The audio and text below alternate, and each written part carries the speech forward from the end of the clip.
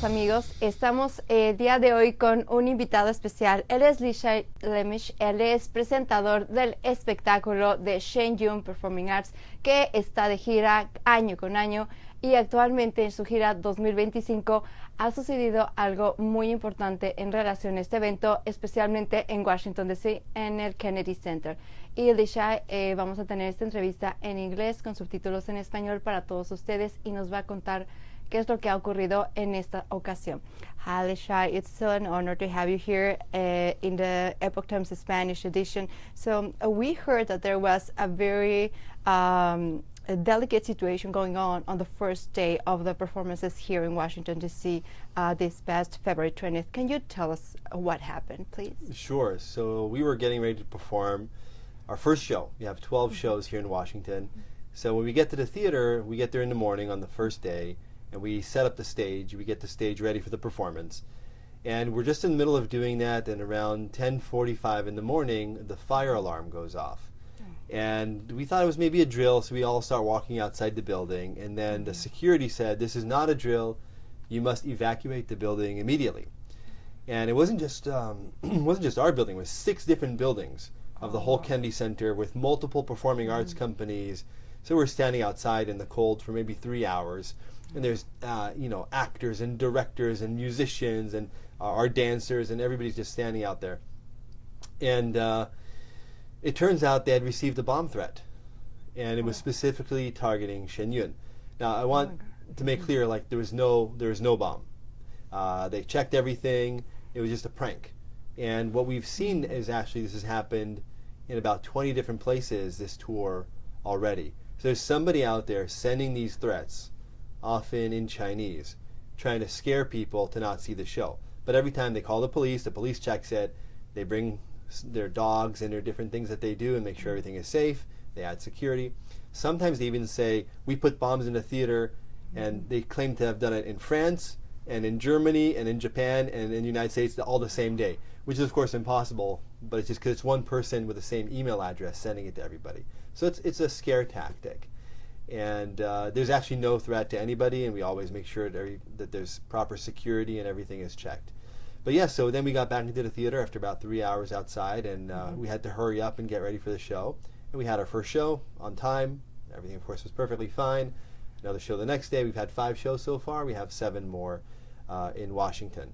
And at the same time, we have companies performing all over Europe and in Australia. And I think we'll be going to Argentina and Mexico. We've been to Puerto Rico and in Spain as well. Yeah. So we're in about 200 cities around the world this year. Yeah, it's amazing. The tour really goes around the world globe at the same time with the 8 companies that the Shen Yun Performing Arts now has. And also, we want to know, why is this like a threat to somebody out there? Why is it so like something that they need to stop at some cost? Right. So the first thing I think to know is Shen Yun is based in New York. So Shen Yun is a traditional Chinese performance. It features primarily classical Chinese dance, which is a beautiful art form, very different from ballet, very athletic, very, very expressive, and live orchestra with music, Chinese music, and Western instruments and Chinese instruments and singers and costumes and these ancient stories. So it's a traditional Chinese performance, but we're based in New York. We're not from China. We have a lot of Chinese dancers and artists, but we're not from China. And we're not in any way connected to the Chinese government. The Chinese government, that is the Chinese Communist Party that controls China, does not like that there's another performing arts company, not in its control, independent, free, reviving traditional culture. That's the first thing. They don't like the fact that we are outside their control, outside their monopoly on culture. And they want to be able to say, this is Chinese culture, that's not Chinese culture. They want to be what we call the arbiters of Chinese culture, of Chinese civilization. We are the representatives of real China. And here we have another group saying, no, no, no. And actually we're going to show in the performance China before communism. That's our tagline. If you see the billboards, it says China before communism. I don't know, what is it in Spanish? Yeah, China antes del comunismo. Yeah, and so that's the idea. And because China had a history of thousands of years, about 5,000 years, before the Communist Party came over in 1949. Communist Party came from the Soviet Union, with outside support, and brought in these ideas of Marxism and Leninism and Stalinism and violent revolution, and actually tried to wipe out all the traditions that were there before. But if you look at the traditional Chinese culture, this heritage, it's much more similar to what we have all over the world in different countries. The ideas of faith in higher powers, in the divine, of humility, of courage, compassion, sacrifice, loyalty, these ideas. And that's what is really in the stories that Shen Yun presents. And so the Chinese Communist Party spent 70-something years trying to completely get rid of this ancient tradition in order to bring in what Chinese people call party culture, the Chinese Communist Party's own culture, which is a Soviet idea, and is very materialistic, all about what's here right now. And here we are bringing back traditional Chinese culture and their values, and they see that as a threat. And the other reason that the Chinese Communist Party doesn't like Shen Yun is because Shen Yun was started by people who practice Falun Gong meditation. Falun Gong, also called Falun Dafa.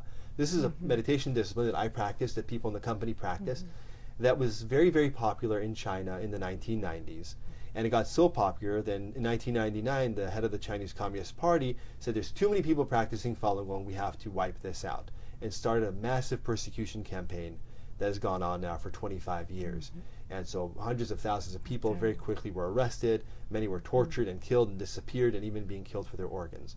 And in Shen Yun's performance, not only are people who practice Falun Gong on stage as top artists, really the world's best classical Chinese dancers on stage, and bring this moving performance, and people see, oh, these are really good people and they're talented, but also we bring the story of Falun Gong and the persecution to the stage. And not just in a sense of showing the tragedy and the brutality of it, but showing the courage of the resistance to it, and the faith that people have in standing up to oppression, and standing up for their freedom and for their belief. And we're performing in all these top venues, the Kennedy Center, Lincoln Center, wherever we go, you know, Mexico City, Guadalajara, Argentina, wherever we go, we're in these top venues, and we're performing in front of VIPs, parliament members, congressmen, CEOs, you know, producers from Hollywood, fashion designers, celebrities, and everybody sees, oh, so this is what China is like today. Oh, and that's what China used to be like. This is what Falun Gong practitioners are. And oh my goodness, they're being persecuted, but they're so courageous. And they get these messages, and they understand China in a very different way.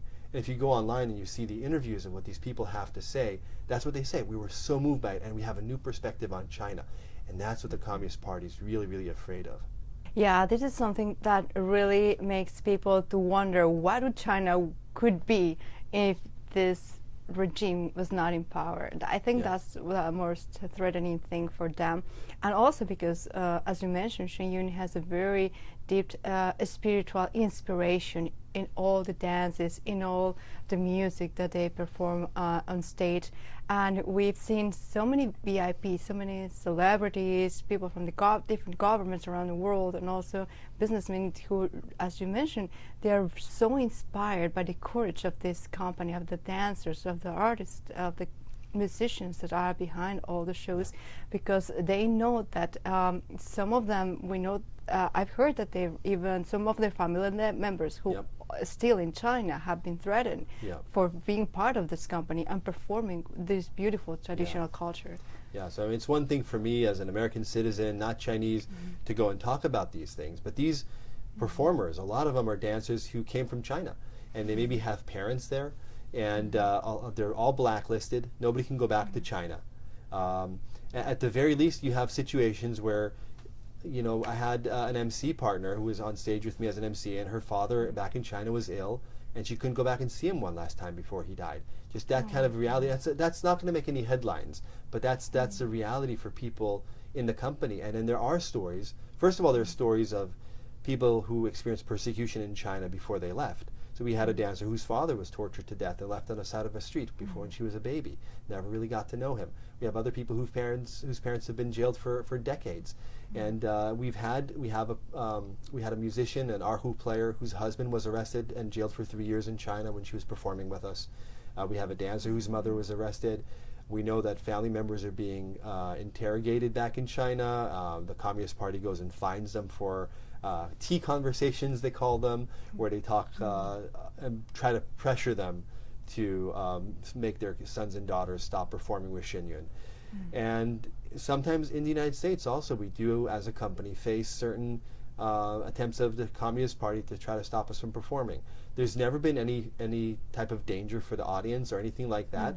But as performers, we feel it. We've had the vehicles, the tires of our buses slashed in such a way that they would explode on the highway and try to lose control. Luckily, we found it in advance. And at the very most basic level, we know that wherever we go, and this has happened in other countries, this certainly happened in Argentina and in Peru and in Mexico. Remember when we were in Guadalajara, it just happened there. The Chinese embassy or the Chinese consulate, they're supposedly diplomatic, they actually go to the theater and they say, you cannot let Shen Yun perform. This will hurt China-Mexico relations, or this will hurt your Guadalajara University relations with China. And what happens is, almost everywhere that they try to do this, the people stand up and they say, no, this is Peru, this is Mexico, this is Argentina, this is Little Rock, Arkansas. You will not tell us what we can and cannot see. This is not China. It does happen in some countries, like in South Korea, and in some former Soviet countries like Moldova and Romania. They do sometimes succeed in canceling performances, but for the most part, it's not successful. And people are very clear on their rights and what they're allowed to see, and they can see, I think, who's really trying to do something positive for the world and who's really trying to censor and control everything.